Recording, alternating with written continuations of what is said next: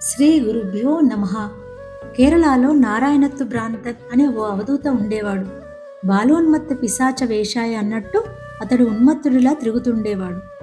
కొండ క్రింద ఉన్న ఒక పెద్ద బండను ఎంతో శ్రమ కోర్చి కొండ శిఖరానికి చేర్చేవాడు. అక్కడి నుంచి బండను క్రిందకి వదిలేసేవాడు. అది క్రిందకి జారుతుంటే కేరింతలు కొట్టేవాడు. ఆ బండ మళ్ళీ కొండ పాదానికి చేరుకునేది. మరురోజు మళ్ళీ ఇదే తంతు. ఇలా చాలా రోజులు చేస్తుండేవాడు. ఓ రోజు ఆ గ్రామ ప్రజలందరూ అతన్ని నిలదీశారు. ఒరే పిచ్చివాడా, నువ్వు చేసే పనికేమైనా అర్థం ఉందా? ఉదయం నుంచి సాయంత్రం వరకు అలా కష్టపడి బండను శిఖరం చేరుస్తావు, ఒక్క క్షణంలో అలా వదిలేస్తావు. ఎంత శ్రమ నష్టం! దీనివల్ల నీకు ప్రయోజనమేమి అని అడిగారు. అతడు విరగబడి నవ్వుతూ, ఎంతో తెలివైన వారిగా భావించుకునే మీరు మాత్రం చేస్తున్నదేమి? ఎంతో కష్టపడి మీ శరీరాన్ని, మీ సంసారాన్ని మోస్తూ పోషిస్తూ ఆ సమయం వచ్చినప్పుడు క్షణంలో శరీరాన్ని వదిలేస్తున్నారు. నా రాయి దొర్లినంత సమయం కూడా పట్టడం లేదు. మీరు మాత్రం సాధించేదేముంది? అనవసరమైన ఆయాసం తప్ప. ఇంతోటి బుడగలాంటి జీవితంలో ఎన్ని మాయవేషాలు, ఎన్ని మోసాలు, ద్వేషాలు, బంధాలు, కపటోపాయాలు, దుఃఖాలు. నేను చేసే ఈ చిన్నపాటి వెర్రిచేష్టకే నన్ను భ్రాంతన్, పిచ్చివాడు అని పేరు పెట్టారు. మరి మీ నిర్వాకానికి క్రొత్త పేరు కనిపెట్టాలేమో. అతన్ని విజ్ఞతకి విస్తుపోయి, పిచ్చివాడు అతడు కాదు, మనమే పిచ్చివాళ్ళమని తలపోశారు. జఠరాగ్నికి అన్నం సమర్పించాలిగా, ఊళ్ళో భిక్ష చేసేవాడు.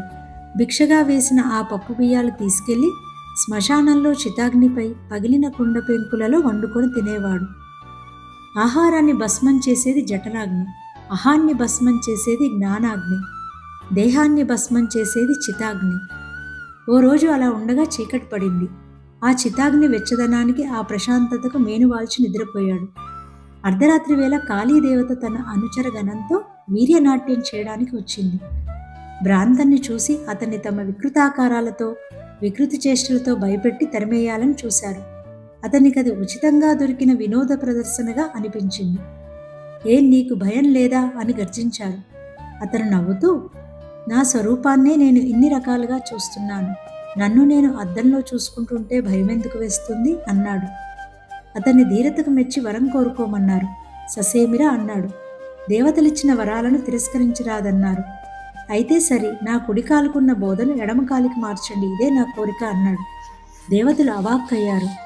ఎవరైనా బోధను పోగొట్టమని అడుగుతారే గాని స్థానం మార్చమని అడుగుతారా? దీనివల్ల నీకేం లాభం అడిగారు దేవతలు.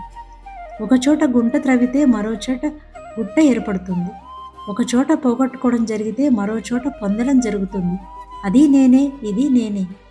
ఈ రూపంలో నేను బోధను, బాధను పోగొట్టుకుంటే మరో రూపంలో నేనే ఈ బోధను, బాధను తీసుకుని అనుభవించాలి. ఇది ప్రకృతి నైజం. కానీ నా నిజ నైజం ఆత్మగా ఉండడం. వరాలన్నీ పై లాభాలు. ఆత్మలాభంతో అవి సాటిరావు.